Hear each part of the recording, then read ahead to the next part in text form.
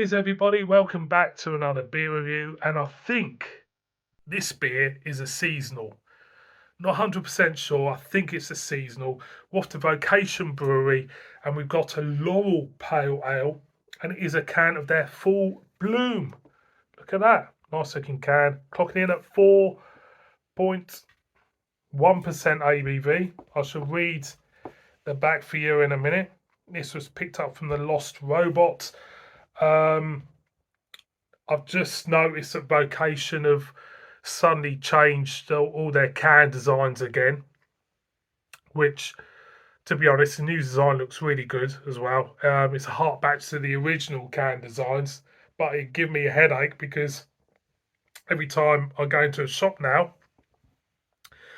and pick up a Vocation beer, I'm going to have to check my phone because I've done way over 50 reviews of Vocation beers on this channel, and I could end up duplicating reviews. But if I do pick up one and I do discover, I'll do a re-review maybe. This is a problem that we get because breweries sometimes even change the name of the beer as well. Reviewing beers, it tends to kind of like catch up with you. So this is a Laurel Pale Ale. I'll read you what it says on the back. It says, celebrate the abundant beauty of the great British springtime as longer days and intermittent showers bring about new growth and fresh flavours. This is a crisp pale ale with a slight haze, fragrant floral notes, herbal aromas come from laurel hops with mosaic balancing with a mild bitterness and resinous finish. It sounds great. I've got on a Vocation website, and there's another thing also, that they have 60 staff these days, and they sell the equivalent of 10 million cans a year. 10 million cans a year they go through. Great stuff. I've always been a fan of Vocation. They were my brewery of the year last year, and the reason being is they do great beer at a great price, and you really can't complain about it. This beer itself was under £4 from a bottle shop, which weren't bad. Yeah, nice citrus, herbaceousness, floralness even coming from that. It's like it's not as evasive as having an air freshener in the room. It's not as bad as that, but it smells fresh. It smells like spring. I'll tell you what they should do one day is a beer to replicate rain falling on a hot day. You know, when you get that smell, rain beer. That'd be fantastic, wouldn't it? I love that smell. Everybody loves that smell. I'm waffling on. Let's pour it out. See what it's all about. Yeah, quite pale. Very pale, actually. Slight haze, as you can see. That's really, yeah. Pale, hazy, white. Proper vibrant white, whitey white head to it. Put it up to the light, yeah. It's got, yeah, hazy pale with a white head. Let's get a whiff. More lemon, more citrus coming through now. Not as much of the floral or the herbaceousness which I got from the can, but never mind. I'm going to go in. Cheers, everybody.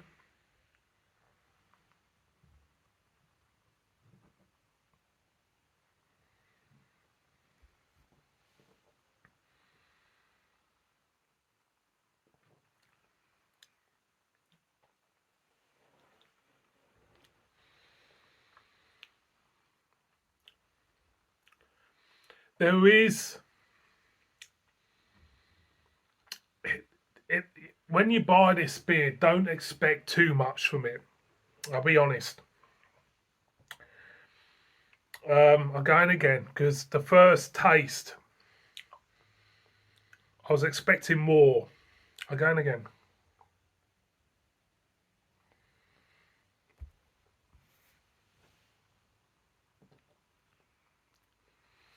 once your palate adjusts, you can pick up a slight herbaceousness to it. There is a floral note there with a lemon bitterness. You pick up a grassiness on the back end. The mouthfeel, for me, I think what lets it down for me is the mouthfeel. It's very generic. It's a very generic mouthfeel. And what I mean by that is it's a mouthfeel which you get from a lot of 4.1 beers in the supermarkets. It's a very generic, hard mouthfeel. Get that out of the way.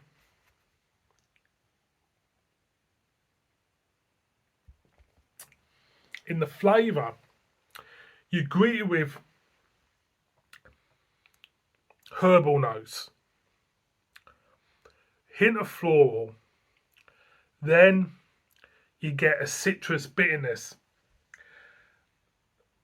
The issue there is that the herbal and floral notes are slightly delicate, and when the citrus bitterness rolls in, it kind of like flattens everything. If you get what I mean, it's slightly off balance for me, because for me, this type of beer, you've got to put the laurel and the herbaceousness at the forefront.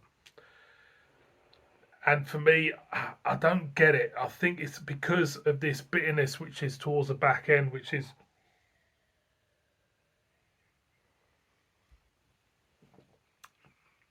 is wiping it away in a way. I'm going again because I got a feeling this beer might change. I'm going again.